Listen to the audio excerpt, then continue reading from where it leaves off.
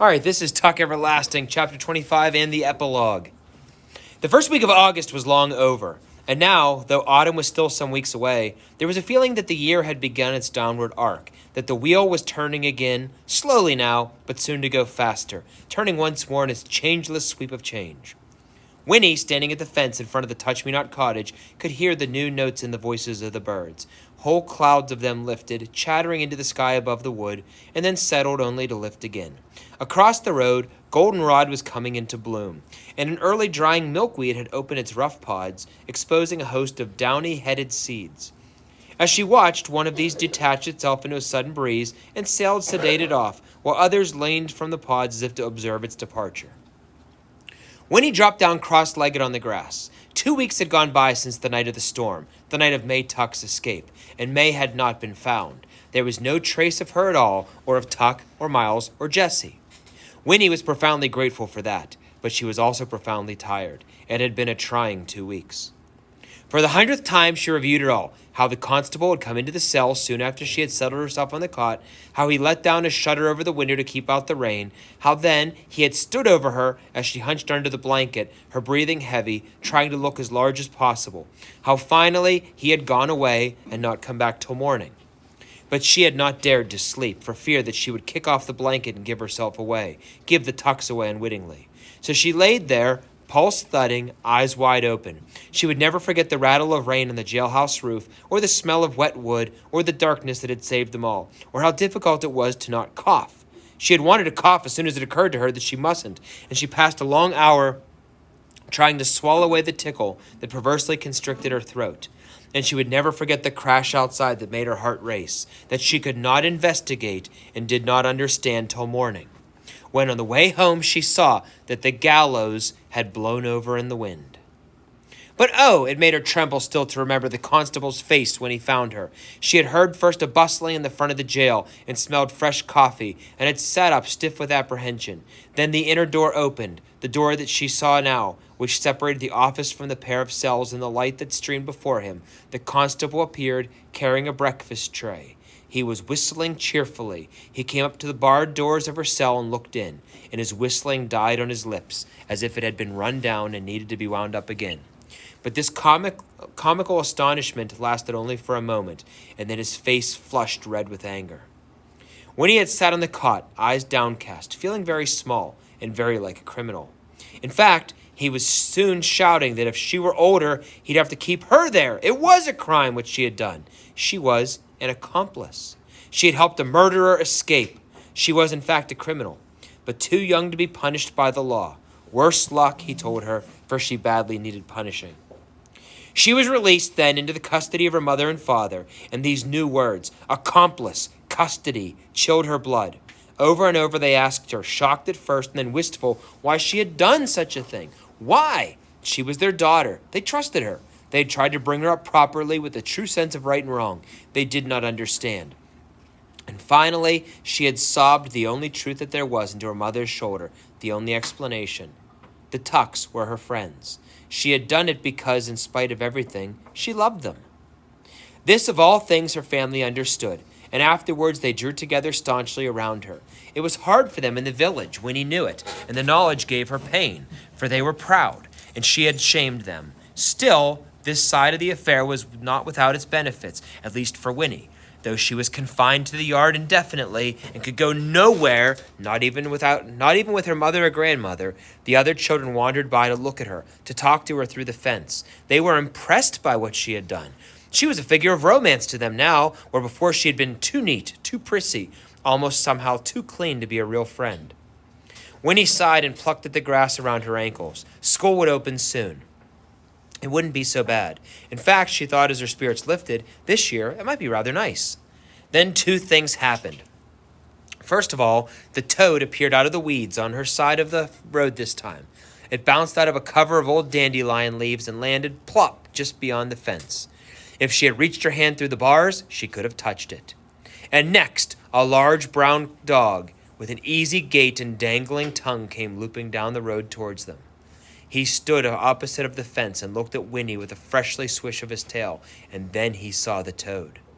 At once he began to bark. his eyes bright. He pranced up, his hindquarters leaping indefinitely from side to side, nose close to the toad, his voice shrill with enthusiasm. "Don't!" cried Winnie, leaping to her feet and flapping her arms. "Go away, dog! Stop that! Go away! Shoo!" The dog paused. He looked up at Winnie's frantic dancing, and then he looked at the toad, who had pressed down close to the dirt, eyes tight shut. It was too much for him. He began to bark again and reached out a long paw. "Oh!" cried Winnie. "Oh, don't do that! Leave my toad alone!"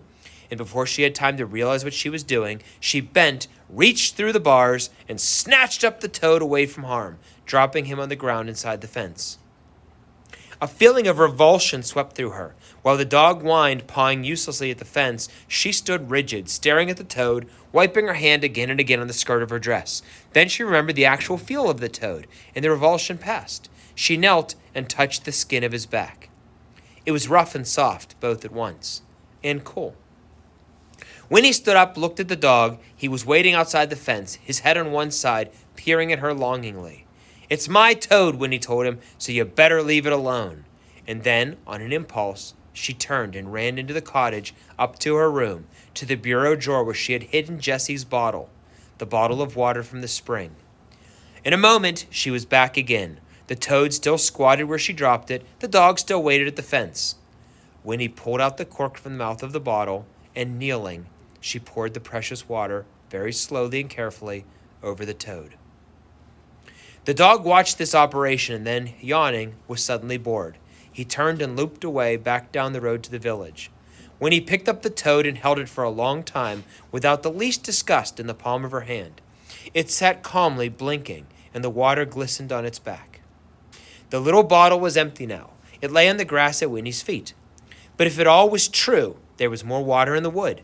There was plenty more, just in case. When she was 17, if she should decide, there was more water in the wood. Winnie smiled. Then she stooped and put her hand through the fence and set the toad free. "There," she said, "you're safe forever." Then the epilogue.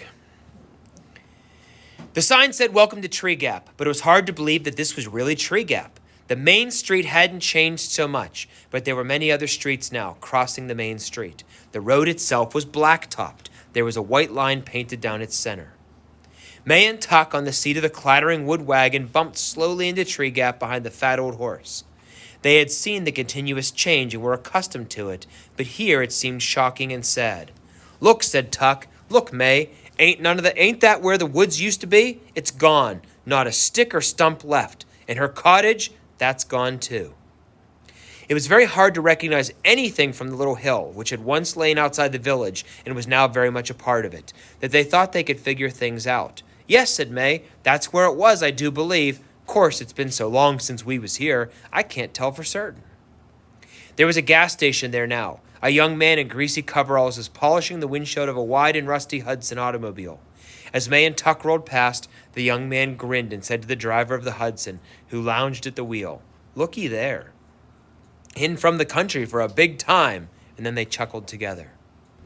May and Tuck clattered on into the village proper, past a Catholic mixture of houses, which soon gave way to shops, and other places of business, a hot dog stand, a dry cleaner, a pharmacy, a 5 and 10, another gas station, a tall, white-framed building with a pleasant veranda, the Tree Gap Hotel, family dining, easy rates. The post office, beyond that the jailhouse, but a larger jailhouse now, painted brown, with an office for the county clerk. A black and white police car was parked in front with a red glass searchlight on its roof and a radio antenna, like a buggy whip, fastened to the windshield. May glanced at the jailhouse, but looked away quickly. "See beyond there," she said, pointing. "That diner? Let's stop there and get a cup of coffee, all right?" "All right," said Tuck. "Maybe they'll know something." Inside, the diner gleamed with chrome and smelled like linoleum and ketchup. May and Tuck took seats on a rumbling swivel stool at the long counter. The counterman emerged from the kitchen at the rear, then sized them up expertly. They looked all right. A little odd, maybe their clothes, especially, but honest. He slapped the cardboard menu down in front of them and leaned on the foaming orangeade cooler. "You folks from off?" he asked. "Yep," said Tuck. "Just passing through." "Sure," said the counterman. "Say," Tuck asked cautiously, fingering the menu, "didn't there used to be a wood down once over the other side of town?" Sure, said the counterman. Had a big electrical storm, though, about 3 years ago now, thereabouts. Big tree got hit by lightning, split right down the middle, caught fire and everything, tore up the ground, too. Had the bulldozer out. Oh, said Tuck. He and May exchanged glances. Coffee, please, said May. Black, for both of us. Sure, said the counterman. He took the menus away, poured the coffee into thick pottery mugs, and leaned against the orangeade cooler. Used to be a freshwater spring in that wood, said Tuck boldly, sipping his coffee. Don't know nothing about that, said the counterman. Had the bulldozer all out, like I say. Oh, said Tuck. Afterward, while May was shopping for supplies, Tuck went back through the town on foot, back the way they had come, out to the little hill. There were houses there now, and a feed and grain store, but on the far side of the hill, inside a rambling iron fence, was a cemetery. Tuck's heart quickened. He had noticed the cemetery on the way in. May had seen it too. They had not spoken about it, but they knew it might hold other answers. Tuck straightened his old jacket. He passed through an archway of wrought iron curlicues, paused, and squinted at the weedy rows of gravestones. And then, far over to the right, he saw a tall monument, once no doubt imposing, but now tipped slightly sideways. On it was carved one name, Foster. Slowly, Tuck turned his footsteps towards the monument and saw, as he approached, that there were other smaller markers around it, a family plot, and then his throat closed, for there it was. He had wanted it to be there, but now that he saw it, he was overcome with sadness. He knelt and read the inscription. In loving memory, Winifred Foster Jackson. Dear mother, dear wife, 1870 to 1948. So, Tuck said to himself, 2 years. She's been gone 2 years. He stood up and looked around embarrassed, trying to clear the lump from his throat, but there was no one to see him. The cemetery was very quiet. In the branches of a willow behind him, a red-winged blackbird chirped. Tuck wiped his eyes hastily. Then he straightened his jacket and drew up his hand in a brief salute. Good girl, he said aloud, and then he turned and left the cemetery, walking quickly. Later, as he and May rolled out a tree gap, May said softly without looking at him, She's gone? Tuck nodded. She's gone, he answered. There was a long moment of silence between them, and then May said, Poor Jessie. He knowed it, though, said Tuck. At least he knowed that she wasn't coming. We all knowed that a long time ago. Just the same, said May. She sighed, and then she sat up a little straighter. Well, where to now, Tuck? No need to come back here no more. That's so, said Tuck. Let's just head on this way. We'll locate something. All right, said May, and then she put a hand on his arm and pointed. Look out for that toad! Tuck had seen it too.